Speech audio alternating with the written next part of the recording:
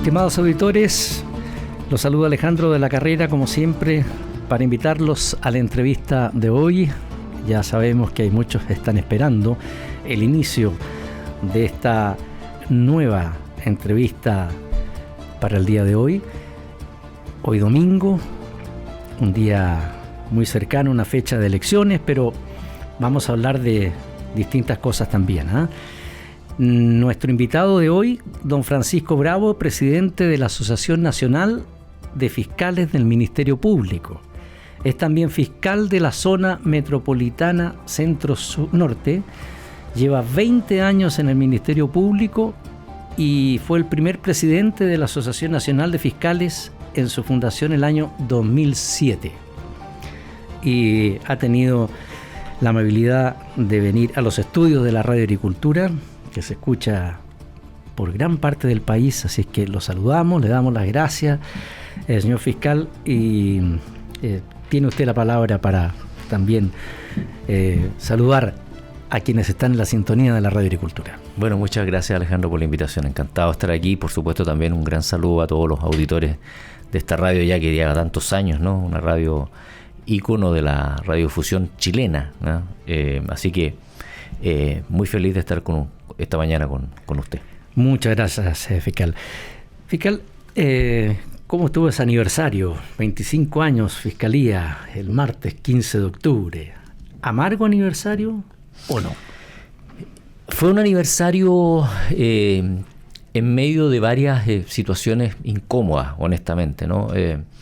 Hemos sabido de comunicaciones, de exfiscales, de fiscales, del propio fiscal nacional que tuvo una reunión con un abogado, en fin, y eso va generando en la población y naturalmente una sensación de desconfianza, y eso creo que es lo peor que le puede pasar a las instituciones. Bueno, el día viernes a las 9 de la mañana nos juntamos con el fiscal nacional, varios presidentes, prácticamente todos los presidentes de las asociaciones de fiscales, que es la única que hay de fiscales, y varios presidentes de asociaciones de funcionarios que hay en la Fiscalía, que son 8.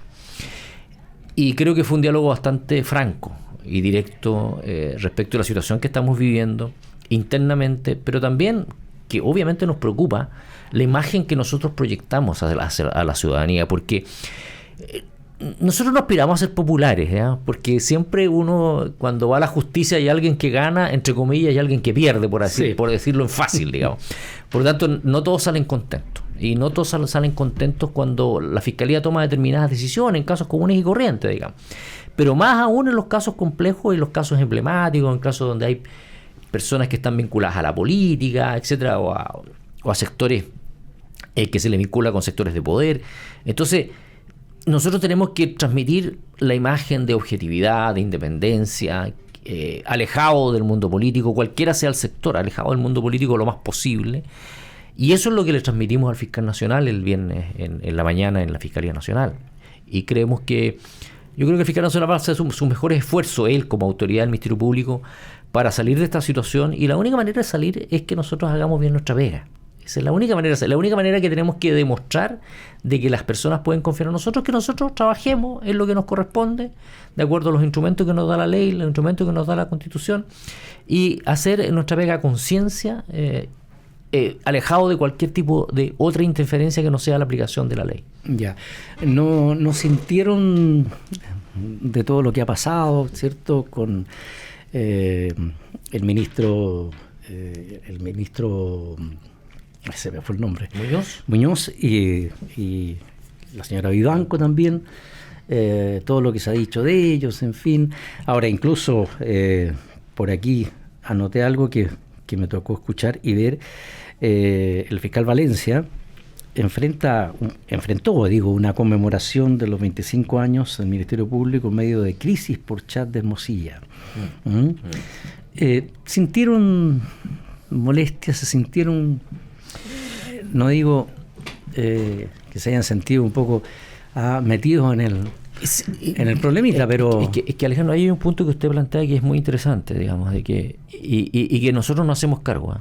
No se trata de evadir el problema, porque aquí puntualmente hay personas responsables. En el Poder Judicial hubo acusaciones constitucionales, fueron destituidos 2 ministros, en el ejercicio de sus funciones el Senado y la Cámara de Diputados Creo que más allá de las apreciaciones personales, otro órgano del Estado ejerce una facultad que le corresponde, de la cual es soberano, que la Constitución le entrega, y bueno, estimó el Senado de que había mérito para destituir a estos 2 ministros, más allá de lo que ya había resuelto la Corte Suprema respecto de la ministra Viván.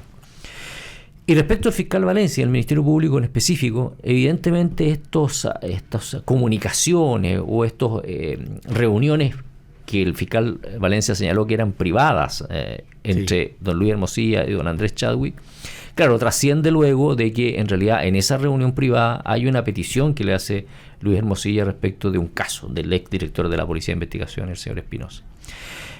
Y él dice, bueno, en realidad eso yo lo debí haber informado. Y él hace una autocrítica, digamos, y lo reconoce, lo que está muy bien. Pero naturalmente queda la sensación, ¿no?, instalada de que, bueno, pero ¿por qué no lo informó inmediatamente? ¿Por qué pasó 1 año y tanto sin que nadie... ¿Por qué no lo dijo antes? Entonces, esa es una pregunta que justamente se la planteamos al fiscal el día viernes y que él, bueno, ya la contestó y dijo, bueno, yo lo que hablé fueron de comunicación, efectivamente reiteró de que la última comunicación por WhatsApp que había tenido con el señor Hermosilla era en julio del año 22, antes de que se iniciara el proceso de cambio del fiscal nacional. Mucho antes, 6 meses antes. Él asumió, si no me equivoco, en enero del 23. Pero, como era una conversación privada, él estimó que no era su obligación informarla. Sin embargo, en ese contexto se habría dado esta petición relacionada con una causa en tramitación. Entonces ahí es donde creo que el fiscal Valencia, asumiendo el error, debió haberla informado y haberle dicho, a ver, esto ya no escapa al ámbito privado de la conversación, esto es una cuestión de interés público, por lo tanto tenemos que yo tengo la obligación de informarla. Por ley de lobby, además, porque el fiscal nacional está obligado por la ley de lobby. Entonces, bueno, ha sido un aniversario movido, digamos, ¿eh? Un aniversario movido. 25 años, además. 25 años, como pasan los años también. Ahora, ¿se debería inhabilitar el fiscal nacional, al menos en el caso Audio? Bueno, él lo señaló. Yo creo que, las causales de inhabilidad desde el punto de vista legal, digamos, voy a usar un poquito tecnicismo, están establecidas en nuestra ley orgánica. Nuestra ley orgánica dice en qué casos yo no puedo entrar a conocer en una causa. Obviamente causas de parientes, de personas relacionadas, amigos, o incluso personas con las cuales yo tengo una enemistad manifiesta. Yo no podría investigar esas causas. Ya. Lo mismo pasa, por ejemplo, si tengo o tuve, qué sé yo, fue socio alguien mío, etcétera.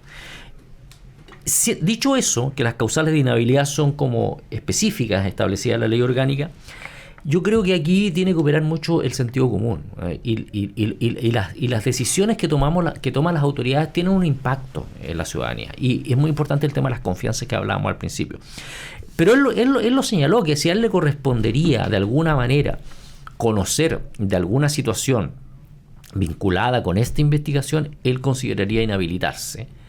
No obstante, él lo recalcó en la reunión del viernes, y para que también la ciudadanía lo sepa, y lo recalcamos muchas veces, el fiscal nacional no tiene facultades para dar instrucciones específicas en las causas de diligencias que se pueden hacer o no hacer. El fiscal nacional no puede hacer eso. Eso lo hacen los fiscales regionales. Ya.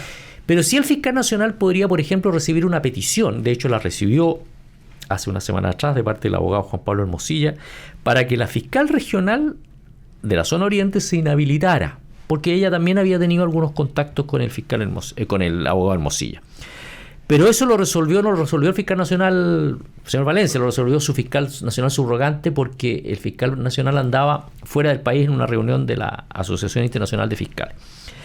Entonces, ese tipo de situaciones pueden ocurrir, ¿ya? Que a él le lleguen peticiones relacionadas con algunas causas en que él tenga algún grado de vinculación o haya tenido algún grado de vinculación con las personas que están investigadas dentro de esas causas, y él lo que adelantó, y parece correcto, es que él respecto de eso entonces se iba a inhabilitar, ¿eh? Y especialmente lo señaló respecto de situaciones que pudieran afectar al señor Chadwick. Ya. Así que a mí me parece que es la doctrina correcta. Ahora, el fiscal nacional no es que esté dándole duro a él, todo lo contrario, ¿eh? Después vamos a seguir con otro tema. El fiscal nacional dijo que hay una crisis de confianza en el sistema judicial y y no estamos exentos de ello. ¿Usted está de acuerdo con eso? Sí, absolutamente. Yo creo que hay una crisis. Bueno, yo creo que hace mucho tiempo hay una crisis de confianza en las instituciones en general. Ya. Ahora, dentro de las instituciones, yo creo que de las más importantes que tienen que transmitir a la ciudadanía un halo de integridad, de probidad, de transparencia, de ecuanimidad, es el sistema de justicia. Y ahí está el Poder Judicial por un lado, los tribunales, y está la Fiscalía, que hace persecución penal. Además, en el contexto que estamos viviendo, digamos, una crisis de seguridad brutal que hace varios años ya Chile es víctima. Entonces, como tenemos que transmitir esa sensación de, oiga, pueden confiar en nosotros, y si lo que estamos transmitiendo es completamente lo contrario, estamos en un problema muy complejo. Y por lo tanto, lo que yo le decía hace poco a Alejandro, ¿cómo esto lo abordamos? Que es un poco el sentido también de la reunión que nos invitó el fiscal nacional el viernes pasado. ¿Cómo lo abordamos? Bueno, demostrando en los hechos, en nuestro trabajo, en el día a día, de que nosotros vamos a hacer nuestra pega sin tomando decisiones sin aceptar ninguna injerencia o interferencia de terceros. Política, económica, social, cultural, de lo que se trate. A mí me gusta quedarme con esta idea que quiero... Pero, perdón, fiscal, sí, ¿lo diga. comienzan a hacer ahora o es o lo hacen ya? No, se me ha quedado una cosa, Alejandro, a partir de lo que usted me había preguntado hace un par de minutos. A ver, aquí hay situaciones que afectan a determinadas personas dentro del Ministerio Público, a ciertos fiscales, Sí. sí. Pero la inmensa mayoría de los fiscales, para que se entienda, hay un fiscal nacional, hay 19 fiscales regionales y hay 771 fiscales adjuntos. Ya. Ese es el cuerpo de los fiscales, pero hay 3.800 funcionarios además. Yo represento básicamente a los fiscales adjuntos, o sea, a los fiscales operativos, a los que vamos a los sitios de suceso, a las audiencias, a los juicios, qué sé yo. Ya. Y la inmensa mayoría de esos colegas hoy día domingo están trabajando en las audiencias. Hay gente que no ha dormido durante 24 o 48 horas porque está contestando los turnos, se está constituyendo los sitios de suceso, etcétera, etcétera. O sea, es gente que hace la pega y la hace con honestidad, con rectitud, con rigurosidad, con esfuerzo. Entonces también sentimos de alguna manera que es injusto, pero insisto, nos hacemos cargo de que todos... digamos, a partir de un hecho lo generalicemos, a partir de situaciones puntuales o concretas, digamos, todos estos están metidos. Y ahí yo creo que tenemos que hacer un trabajo, por eso digo, nos hacemos cargo. Yo no le pido a la ciudadanía, a ver, mire, yo no, ¿cómo se les ocurre pensar de que todos estamos metidos? Yo les aseguro que no, la mayoría trabajamos honestamente, pero entiendo la sensación de desconfianza y molestia, y no hay que evadir eso y hay que enfrentarlo. Y vuelvo a repetir, la mejor manera de enfrentarlo es haciendo nuestro trabajo tal como la Constitución y la ley nos demandan. Lo que habla muy bien de usted y sus colegas, pues, fiscal, porque hacer bien el trabajo es lo que hay que hacer. Es lo mínimo, además. ¿No? Es lo mínimo. Ahora, ¿qué le parece la destitución? Ahora vamos con él, de don Sergio Muñoz en el Congreso. ¿Oscuro panorama para el magistrado? Porque son 5 años, ¿no? 5 años que no puede ejercer cargos públicos. No, sin duda. Mire, yo, más allá de las opiniones personales, porque evidentemente, a ver, ¿qué uno puede decir? Yo quiero ser cuidadoso con lo que quiero decir respecto del ministro Muñoz. Él tiene una dilatada trayectoria judicial, pero claro, era un juez polémico, entre comillas, porque tuvo causas polémicas. Cuando investigó, causa de derecho humano, después tuvo el caso del Banco Rix, después tuvo causa, todo el tema de las ISAPRES, se le trató como de un activista judicial, o sea, donde él creaba derecho de alguna manera. Había mucha incidencia de su punto de vista personal, y hay críticas de distintos... Yo siempre digo que en este tema de los abogados... cuando discuten dos abogados hay 3 opiniones. Así es. Cuando discuten dos abogados hay 3 opiniones. Hay 3 opiniones. ¿Con cuál se quedan? Entonces, este es un tema que es sumamente debatible. Pero yo insisto en que esto es una facultad que tenía el Senado. Y el Senado decidió de que el ministro Muñoz había hecho notable abandono de deberes. Yo puedo tener una opinión personal, pero eso no interesa la opinión personal. Aquí lo que importa es que las instituciones funcionen. Y el Senado en este caso ejerció una facultad que le entrega la Constitución y estimó que lo que había hecho el señor Muñoz no correspondía y por lo tanto incurría en la causal que la Constitución establece para destituir. Por supuesto que desde el punto de vista de la imagen del Poder Judicial eso también genera consecuencias, ¿no? Ahora, el caso de la ministra Vivanco, a lo mejor viene una pregunta más adelante, pero me adelanto en el sentido de que ahí fue la Corte Suprema la que primera dio una señal. Sí. Y dijo no. Nosotros, y de hecho por unanimidad del Pleno de la Corte Suprema, dijo no, sabe que todas estas conductas nos parece que están reñidas con la ética y no corresponden que las realice un ministro del máximo tribunal. Más allá porque usted sabe que, a ver, también es como un tecnicismo, porque el Senado actuó como jurado. Sí. El Senado no es un tribunal propiamente tal. No son jueces, es un jurado. Y el jurado llega a una convicción. Sí o no, como en Estados Unidos, culpable o inocente, punto. Y la convicción que llegó la mayoría de ese jurado que se llama Senado en Chile es que era responsable del notable abandono de deber. En el caso de la Corte Suprema con la ministra Vivanco es un poco distinto, porque ahí es un tribunal que actúa propiamente tal.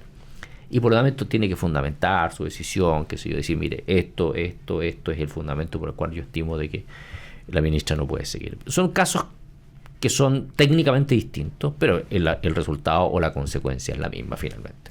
Ahora, hay varios parlamentarios que han dicho que el Congreso dio una señal de que no hay jueces todopoderosos.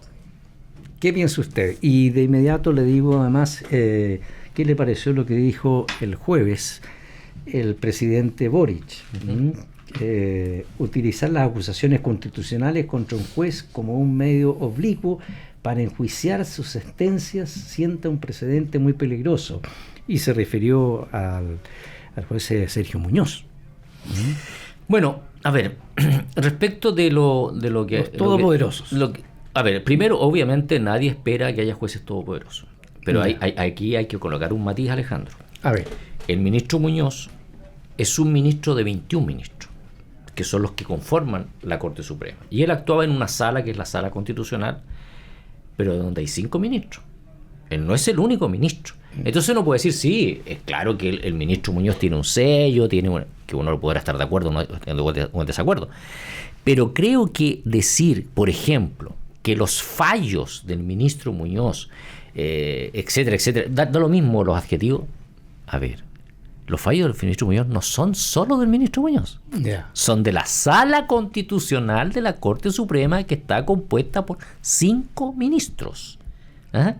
Entonces, porque ¿qué hubiera pasado si el ministro Muñoz dice, no, yo estoy en el tema de las ISAPRE, que siempre se le endilga? Ya, sí, pero había 4 otros que pudieran haber dicho no, o sí, estoy de acuerdo, o 3-2, o 4-1, o... Entonces, yo creo que ahí sí hay una pasada de mano respecto del ministro, que se dice, sí, pero usted era... Bueno, pero un momentito, pues si mi fallo yo no lo firmo solo. ¿Ya? O que él tenía como, no sé, una injerencia, una influencia. Pero ¿qué influencia o injerencia, y eso hablaría mal de los otros más que de él, puede tener un ministro respecto de otro ministro que es de su misma jerarquía? ¿Ya? Yeah. Hay otros 4 ministros que son de la misma jerarquía. Sí. Y bueno, y otros, y hay muchos fallos divididos en que otros no estuvieron de acuerdo. Y dijeron, yo no estoy de acuerdo con usted y dicto mi fallo disidente, que como técnicamente se denomina, o sea, o la prevención, que como también se le denomina, que no es un fallo disidente propiamente tal. Estamos de acuerdo en lo general, pero yo no estoy de acuerdo por los mismos fundamentos. Estoy de acuerdo por otros fundamentos. Eso es lo que se llama una prevención. Entonces, yo creo que ahí, cuidado, porque el ministro Muñoz no era un juez unipersonal. Yeah. Formaba parte de un tribunal colegiado, donde hay 21 personas y en su sala habían 5. O sea, 4 más. Y lo que dijo el presidente Boric. Bueno, yo creo que el presidente Boric obviamente habla desde un punto de vista político. Sí. Evidente, ¿no? Y en eso yo no tengo mucho que decir, más que lo que ya he recalcado, decir, a ver, el tema de las acusaciones constitucionales, y aquí voy a dar una opinión personal. Yo creo que el tema de las acusaciones constitucionales en general, y esto es una opinión como ciudadano, más allá de este caso, yo no estoy diciendo que este caso en particular se justifique o no se justifique, pero sí venimos viendo hace tiempo el ministro Bayer, sí, el ministro Chadwick, el presidente Piñera, la ministra Toá y colocos de todos los sectores, para que no se diga, no, pero no. Y uno dice, a ver, pareciera que aquí hay una utilización de este instrumento que se llama acusación constitucional, quizás una utilización que además no estrictamente se ajusta a lo que la Constitución señala. La acusación constitucional es un mecanismo, obviamente, de hacer efectiva la responsabilidad política de las personas, pero en situaciones graves. Sí. Más graves. Porque yo puedo tener diferencias políticas, ¿no? Eso forma parte además de la dinámica política. Puedo tener diferencias políticas con la ministra del Interior, o con el ex ministro del Interior, o con el ex, y así, con el ministro de Educación Valle, que fue muy Yanna Proboste, también me acordé. Sí. Me acordé de otro caso, que fue destituida. Sí. Y se criticó mucho, y voy a colocar los dos ejemplos, de Yanna Proboste y de Bayer. Se criticó mucho de que los parlamentarios habían ido un poco más allá de lo que la Constitución estrictamente señala como causal de destitución. Señor fiscal, vamos a hacer una muy breve pausa. Estamos con el presidente de la Asociación Nacional de Fiscales en esta entrevista de hoy para ustedes, estimados auditores. Ya volvemos, espérenos.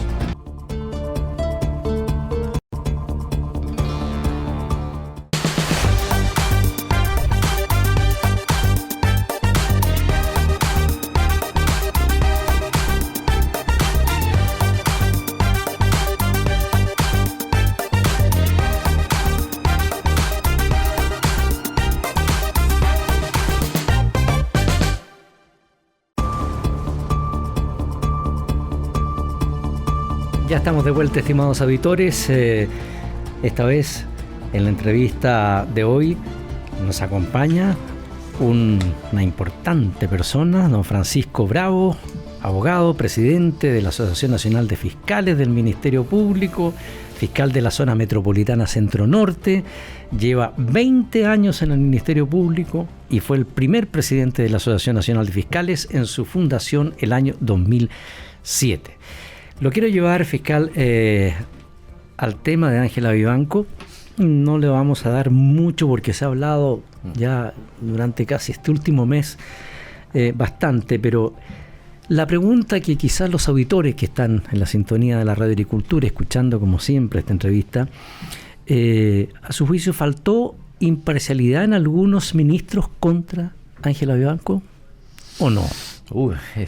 Es compleja la pregunta porque usted me quiere hacer emitir un juicio, pues, Alejandro. Entonces, a ver, ¿qué es lo que quería yo? Que había varios capítulos en la acusación de la Corte Suprema sobre la ministra Vivanco, ¿cierto? Interferencia en el nombramiento fiscal nacional, interferencia en el nombramiento de notario, interferencia en darle prioridad a ciertas causas que generalmente entran por orden de antigüedad, y eso hay que respetarlo. Hay situaciones excepcionales que la misma ley y los llamados autoacordados de la Corte Suprema, o sea, que son acuerdos que toma la Corte Suprema justamente para regular la tramitación de las causas. Por ejemplo, los recursos de amparo tienen prioridad, los recursos de protección tienen prioridad respecto de otras causas civiles, qué sé yo. Las causas penales con presos tienen prioridad, pero eso está establecido claramente en la ley y en los autos acordados de la Corte Suprema. Entonces, ¿qué se le acusa a la ministra Vivanco? De no haber respetado esa regulación y de haber, instado porque se apuraran, por así decir, la tramitación de algunas acciones y haber apurado algunos acuerdos, algunos fallos, en donde aparentemente ella tenía relación con algunos abogados que eran cercanos a ella, y lo otro que dice relación con el nombramiento fiscal nacional, que es básicamente la relación de su pareja con un fiscal en particular. Bueno, entonces eran varios temas. Yo creo que esto es una opinión también personal. Yo creo que la Corte Suprema, más que una señal, entre comillas, por así decir, jurisdiccional, como decimos los abogados, o sea, de su propio rol de jueces, fue también como una señal más política, de decir, mire, nosotros no vamos a dar espacio a la más mínima irregularidad que cometa cualquiera de los ministros de la Corte. Y por lo tanto, y por eso que además la resolución es unánime, porque ni siquiera es que haya un voto disidente, ni siquiera entiendo que hay prevención. A lo mejor hay alguna prevención, pero da la impresión de que esto es como que todos los ministros dijeron no, estamos todos de acuerdo en que esto no lo vamos a permitir. Ahora, otro tema es el tema de la acusación constitucional, que es más o menos por lo mismo en todo caso, ¿eh? Pero por otra causal, que es el notable abandono de deberes. El tema de la Corte Suprema va bien por un tema de probidad. El caso de la Cámara y el Senado es por la causal que establece la Constitución respecto a los jueces, digamos, de que ella habría abandonado sus deberes de jueza, básicamente de imparcialidad, de guardar la equidistancia con las partes, etcétera, etcétera. Bueno, yo creo que en esto, insisto, yo creo que lo que hizo la Corte Suprema fue más bien dar una señal política, digamos, decir, política en el sentido amplio, no de política contingente, en el sentido amplio, de ellos no van a tolerar que pares se aparten de lo que son los principios básicos de la propiedad. Ahora, la defensa de Vivanco apuntó como primera alegación que para ese efecto se requiere un cuaderno de remoción. ¿Ella entonces contradice sus propios actos? A ver, yo escuché los alegatos de la defensa de la señora Vivanco y claro, ellos apuntan a varios aspectos que dicen relación con ciertas prácticas que son, entre comillas, comunes en los tribunales. Y yo creo que en eso espero además que haya de alguna manera se haya tomado nota, porque efectivamente hay ciertas situaciones que uno considera que debería haber más transparencia, digamos, yo creo que en eso se ha avanzado en todo caso, hace más transparencia en términos, por ejemplo, de que la vista de las causas sea en estricto orden de antigüedad. Pero claro, pero te insisto, digamos, o sea, la Corte Suprema lo que hace, en mi opinión, en esta decisión, es decir, nosotros no vamos a... Yo sé que hay un tema que es discutible también como los abogados, que está este tema de la Comisión de Ética. En la Comisión de Ética no está regulada en la ley, por así decirlo, también son regulaciones propias de la Corte. Ya. Y ahí también hay miradas distintas respecto de si tiene o no facultades para sancionar, y si además hay ciertos principios o normas del debido proceso que hay que cumplirlas con absoluta rigurosidad, digamos, porque cualquier persona que es investigada, cualquiera, en cualquier ámbito, tiene derecho a ser juzgada con ciertas garantías. Derecho a contradecir la prueba, derecho a presentar su propia prueba, derecho a recurrir de las resoluciones que se dicten, en fin, que eso es lo que se llama debido proceso en la práctica. Entonces, la defensa de la señora Vivanco apuntó mucho a eso también, a de que habían ciertas cuestiones que a ellos les parecían que no respetaban estas normas.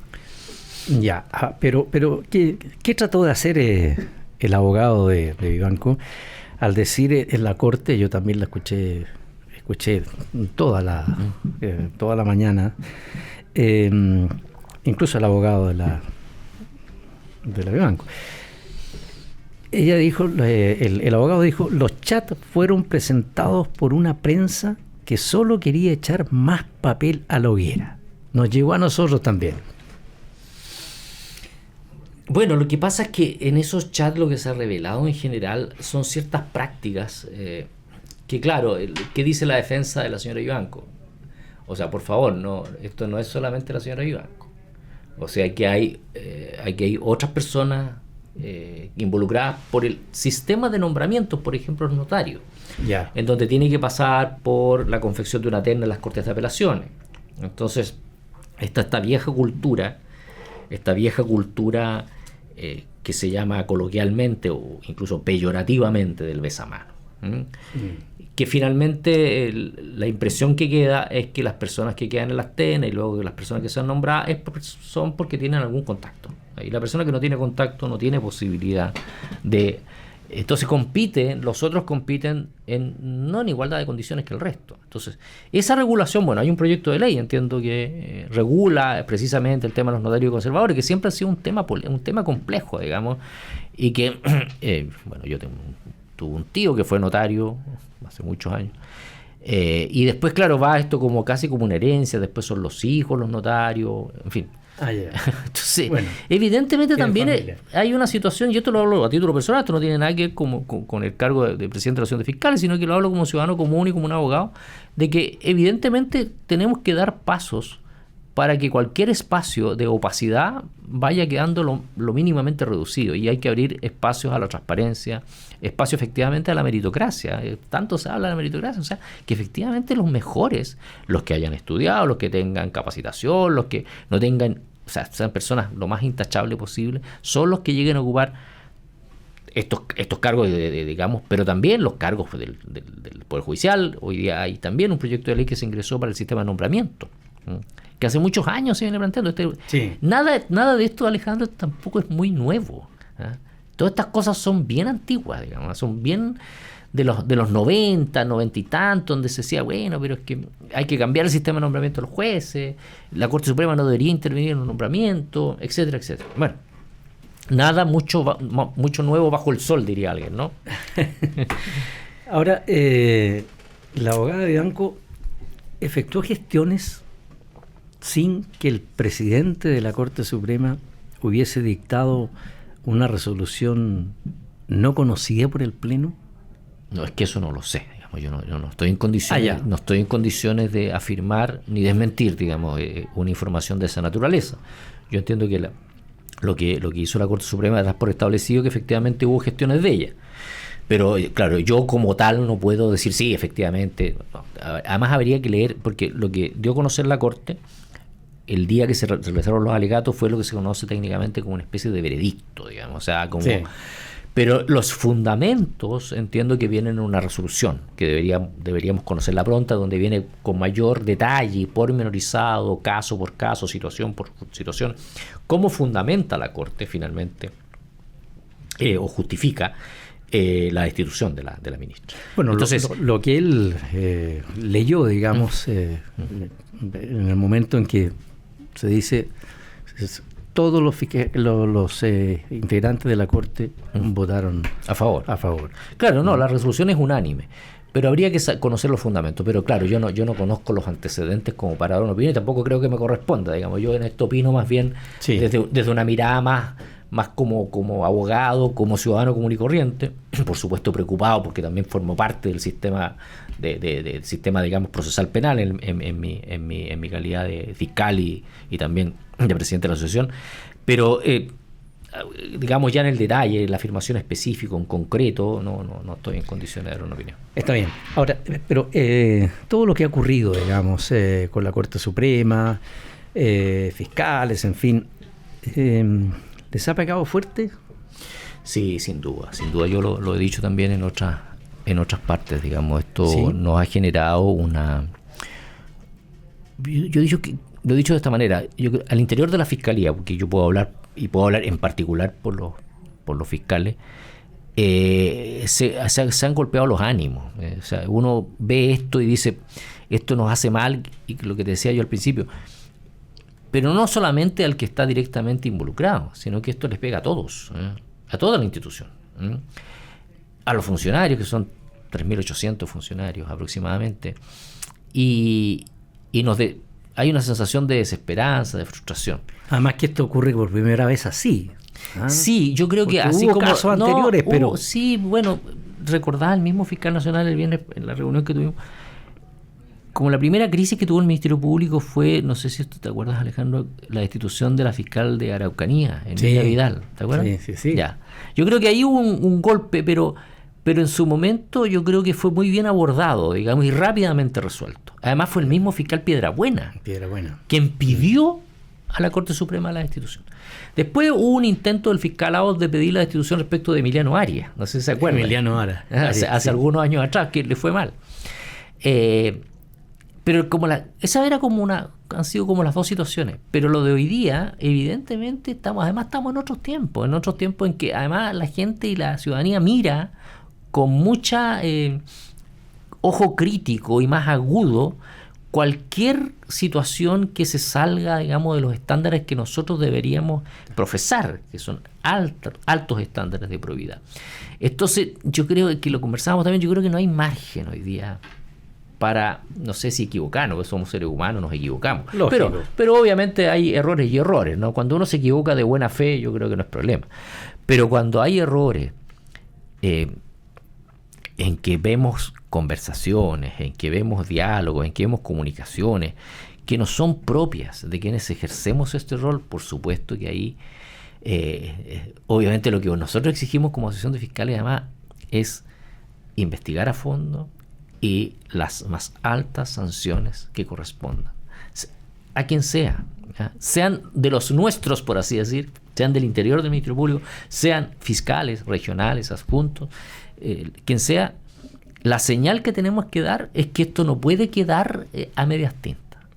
O sea, aquí tiene que haber una decisión concreta y clara de que esto no va a terminar en la impunidad ni va a terminar debajo de la alfombra. Y eso se habló así el día. Así el día viernes. Con el fiscal nacional. No, fue una conversación franca. A veces yo diría que incluso en algunos momentos un poquito tensa pudo haber sido. Pero ¿sabe qué? Pero por sobre todo una conversación directa, franca, en que todas las asociaciones tuvieron la oportunidad de hablar, yo por supuesto por la asociación de fiscales, y le manifestamos esta inquietud y esta situación de desconfianza y que estábamos golpeados. O sea, me imagino que había molestia también. Por supuesto, y le dijimos al fiscal, mire, acá no hay más espacio, que te decía, para estos errores, para estas situaciones que nos puedan afectar la credibilidad y la confianza de la fiscalía. Y el primer demandado para eso es usted. Lógico. Que es el que, por supuesto, esto no es una cosa personal, él como la máxima autoridad del servicio. Y de ahí para abajo todos. Ese fue el tenor de esa reunión, franca, como te digo, a veces hubo momentos algunos de tensión, pero yo creo que todos los que estuvimos ahí tenemos el mismo objetivo, el mismo fin, ¿ya? Que es que hacer nuestro trabajo bien y que como consecuencia de eso la ciudadanía vea que pueda confiar en la Fiscalía, en el Ministerio Público. Claro, porque sin duda que con todo lo que se ha dicho, en fin, a través de los medios de comunicación, con lo de Vivanco, después con el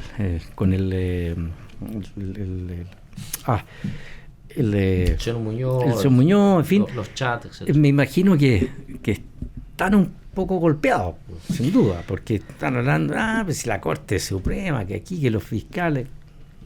Es lo que uno escucha. Como es Chile.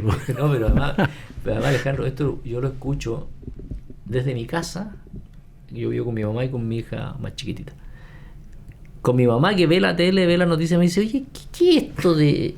Oye, pero ¿cómo es posible de que ustedes?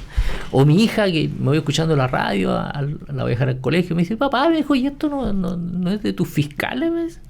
Entonces, uno siente el emplazamiento, sí, en la propia casa. Entonces y uno le dice, sí, hija, y trata de explicar. O sea, ¿qué queda para el resto de la ciudadanía? Que tiene, insisto, el legítimo derecho de opinar, de estar desconforme, de estar descontento. Yo siempre he dicho, nosotros no podemos tomar una posición autocomplaciente y decir, no, si esto no es tan así, además ustedes están exagerados. O los mismos medios de comunicación, o criticar a los medios de comunicación porque ponen énfasis en distintas cosas. Uno tiene que hacerse cargo. Sí. Tiene que hacerse cargo. Y yo por eso te agradezco mucho esta invitación, porque esto ha permitido contestar preguntas que son bien punzantes, pero también he tratado de ser lo más honesto posible y lo más directo en responder, de manera no dejar margen tampoco, mire, está dando explicaciones o se están tratando de justificar entre ellos.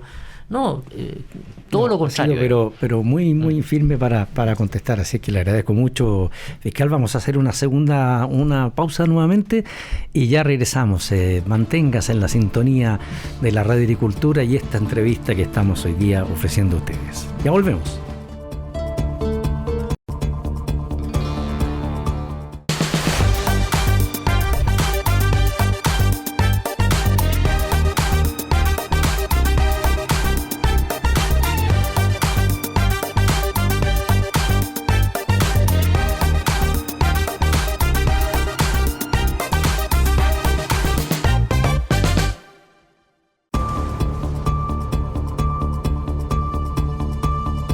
Bueno, ahora vamos a algo ya más concreto. El ahora exministro Luis Cordero, exministro ahora subsecretario sí, pero era ministro de Justicia, ahora subsecretario del Interior. Se fue a la moneda. Luis Cordero presentó una reforma al sistema de nombramientos y destacó que el enfoque es priorizar el mérito por sobre la antigüedad de los nombramientos judiciales. ¿Cree usted que este cambio efectivamente reducirá las influencias políticas en el sistema de justicia? ¿Hay mucha influencia política efectivamente? Bueno, a ver, para que también explicarle un poco a los auditores, ¿no? Sí, gracias. El nombramiento, hay una separación. Una cosa es la situación de los jueces y otra de los fiscales. El nombramiento de los jueces de primera instancia, como se denominan, que es el juez de garantía, el juez de familia, el juez de laboral. Primero, hay una instancia que es muy positiva en el sentido de que para ser juez hay que tener una formación previa en la Academia Judicial. Hay una formación de 7 o 8 meses que es bastante intensa, hay que postular y tienen que aprobar todos los cursos que les imparte la Academia Judicial. O sea, hay personas que postulan a ser juez, pero ya han tenido una formación para ser juez, específicamente, no más allá de la carrera de abogado. Primera cosa que es muy positiva y existe ya hace bastante tiempo. Pero el nombramiento de los jueces de primera instancia finalmente pasan por el Palacio de la Moneda. O sea, se hace una terna que la hace o la Corte de Apelaciones o la Corte Suprema y va al Ministerio de Justicia. Sí. Y es el presidente de la República quien nombra a los jueces de primera instancia. A los ministros de la Corte de Apelaciones es algo similar. Perdón, fiscal, pero después no va el paso al Senado. No, a la Cámara. eso solamente respecto de los ministros de la Corte Suprema. Ya. Solamente los ministros de la Corte Suprema pasan por la Corte Suprema, que es lo que hace el Pleno de la Corte Suprema. O sea, todos los ministros, los 21 ministros, en el caso de los ministros de la Corte Suprema, conforman una quina, 5 nombres, ¿cierto? Gente que postula, los escuchan, eligen, se vota, se hace una confección de una nómina de 5 personas. Esa quina va a la moneda, donde el presidente de la República opta por uno de esos 5 nombres y ese nombre lo postula al Senado. Y el Senado tiene que ratificar, o podría rechazar, por los 2/3. Han habido de las dos cosas. Sí. Similar ocurre con el nombramiento del fiscal nacional.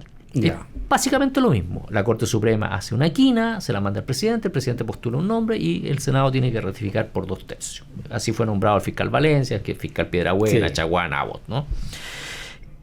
Entonces, siempre, Alejandro, ha habido y hay una injerencia directa o indirecta de la política o del Poder Ejecutivo, siempre, y también del Poder Legislativo, el Senado en el caso de los ministros de la Corte Suprema. Hay una injerencia. Ahora, ¿qué se ha dicho siempre? Que bueno, que si uno mira en el mundo los mecanismos de nombramiento de los jueces, más o menos funciona de esa manera. Y está este mecanismo, digamos, donde participan los 3 poderes del Estado, en el caso de los ministros de la Corte Suprema, que son los poderes clásicos, nomás el Ejecutivo, el Legislativo y el Judicial. ¿Cuál es la propuesta que ha hecho el gobierno, el ministro de Justicia? Tampoco nada nuevo bajo el sol. Esto es una discusión antiquísima. Ha dicho, mire, obviamente, mérito por sobre la antigüedad. Nadie va a estar en desacuerdo con eso. Nadie va a estar en desacuerdo con eso. Obviamente, uno espera que los que tengan más mérito, más capacidades, más competencia, lleguen a postular y sean nombrados. El tema es que yo no conozco en detalle el proyecto, pero lo que plantea es la creación de un consejo. En otros países existe lo que se llama el Consejo de la Magistratura. Esto existe en España, existe en Argentina, existe en Uruguay, existe en muchos países, que está aparte de la Corte Suprema. O sea, la Corte Suprema hoy día, que tiene injerencia en los nombramientos porque forma las ternas o la esquina, ya no intervendría más en esa parte, digamos, de la propuesta. Eso lo haría un consejo, que es un consejo aparte. Por lo tanto, la Corte Suprema solo se dedicaría a la función propia de un tribunal, que es dictar sentencia en los casos que les llegan, pero no intervendría en todo, por así decir, el área administrativa de calificaciones, porque la Corte Suprema califica a los ministros de la Corte de Apelaciones, las Cortes de Apelaciones califican a los jueces de primera instancia, ni en los nombramientos, ni en las evaluaciones. Entonces, eso se saca de la Corte Suprema y se lleva a este consejo. Siempre la discusión es, bueno, pero el consejo está compuesto por hombres y mujeres que piensan de una manera y lo que ha pasado en muchos países es que estos consejos se han politizado. ¿Y qué es lo que ha pasado? En España, por ejemplo, hace años que hay paralizados nombramientos, que no han podido sacar nombramientos. Algo similar en Argentina, algo similar en Uruguay. Entonces, no hay una, por así decir, una receta mágica que diga nunca vamos a tener interferencia externa de la política en los nombramientos. Siempre va a haber algo. Ya. Pero claro, mientras más regulado esté, mientras más exigente sea los requisitos del punto de vista académico, de formación, de calificaciones de los jueces, evidentemente tenemos mayores posibilidades de tener los mejores jueces, los mayores. Lo mismo pasa, y en esto, Alejandro, sí quiero hacer una pequeña digresión. En el caso de los fiscales, el nombramiento es distinto. Salvo el fiscal nacional, que como te dije, es lo mismo que ocurre con los ministros de la Corte Suprema. Los fiscales regionales, que es como después del fiscal nacional, sí, la Corte de Apelaciones conforma una terna, y esa terna el fiscal nacional elige. Él elige. Ahí no hay interferencia prácticamente de la política, porque solamente interviene el Poder Judicial y la Fiscalía, nada más. Pero nosotros hemos dicho que no es bueno que intervenga el Poder Judicial, porque el Poder Judicial o los tribunales son los que resuelven los juicios, por así decir, los conflictos que la Fiscalía les plantea cuando lleva a los casos a los tribunales a través de la formalización y luego las acusaciones y en los juicios. Entonces nosotros hemos dicho cómo va a intervenir este árbitro, ¿eh?, que resuelve el conflicto en el nombramiento de uno de los intervinientes o una de las partes. La Corte Suprema no interviene, por ejemplo, en el nombramiento de los defensores, ni el defensor nacional, ni los defensores regionales, ni los defensores locales, pero sí interviene en el nombramiento de los fiscales nacionales y los fiscales regionales. Nosotros hemos dicho que eso hay que evaluarlo. Hay que evaluarlo. A nosotros no nos parece que intervenga el Poder Judicial en el nombramiento de los fiscales. Nos parece que no. Más allá de estos temas contingentes, digamos, sí, cosas más estructural. Bueno, pero el proyecto de ley no se refiere al nombramiento de los fiscales, se refiere solo al nombramiento de los jueces. A nombramiento de los jueces. Una última pregunta, fiscal, y que está relacionado con otro tema, pero un tema que está tiene muy preocupado a todo el país. Me refiero a que preocupan asaltos y robos en distintos sectores de Santiago y muchas otras regiones del país. ¿Hay crimen organizado o no? No, sin duda. Yo creo que eso es una realidad hace muchos años en Chile. Fíjate, Alejandro, que nosotros, como asociación de fiscales, sí, el año 2021, hicimos un conjunto de propuestas, todo esto en el contexto del proceso constituyente. Nosotros nos reunimos, los fiscales, y dijimos ya, discutamos qué tipo de ministerio público queremos para el país. Y discutimos en temas de autonomía, de víctima, policía. Y bueno, y en esa discusión, que invitamos muchísima gente del FBI, profesores, gente de organizaciones civiles, hubo muchísima gente que participó. Y tuvimos prácticamente a 100 fiscales trabajando en estos temas, digamos, de lunes a sábado. Y sacamos varias propuestas. Y ahí, claro, escuchando, estábamos en pandemia todavía, fuimos advirtiendo que había una situación muy grave en el norte y que nuestros colegas del norte del país, específicamente, siempre lo recuerdo, los colegas de Tarapacá, específicamente los colegas de Alto Hospicio, nos dijeron: ojo, aquí llegaron los carteles. Aquí llegaron los carteles. Aquí está instalado el crimen organizado. Aquí estos no son homicidios casuales. Estos son homicidios por encargo, hay secuestros por encargo, hay pasadas de cuenta, hay bandas que se están tomando territorios. Yo fui a Alto Hospicio en esa época, porque me invitaron los colegas de allá y me indicaron: mira, allá arriba hay un cerro que se llama el Cerro La Mula, me dijeron. Eso me dijeron, es inexpugnable.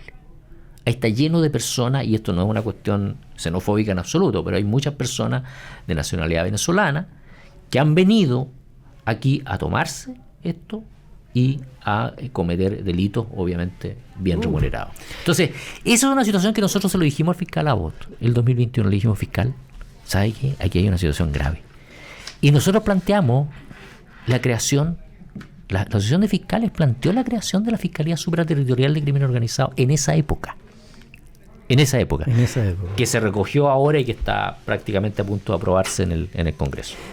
Bueno, justo nos pilló el tiempo, señor fiscal don Francisco Bravo, presidente de la Asociación Nacional de Fiscales del Ministerio Público, que nos ha contado y nos ha explicado muy bien la opinión de ustedes, fiscal, y lo que significa la Corte Suprema, la Corte de Apelaciones, la Fiscalía. Así es que muchas gracias por estar en la Radio Agricultura y en esta entrevista para hoy domingo que llega a casi todo el país. No, muchas gracias. No, encantado, Alejandro, y un gran saludo a todos los auditores de la Radio Agricultura y a disposición cuando lo desees. ¿Ya? Muchas gracias. Muchas gracias a ustedes también, estimados auditores. Quédense en la sintonía de Agricultura.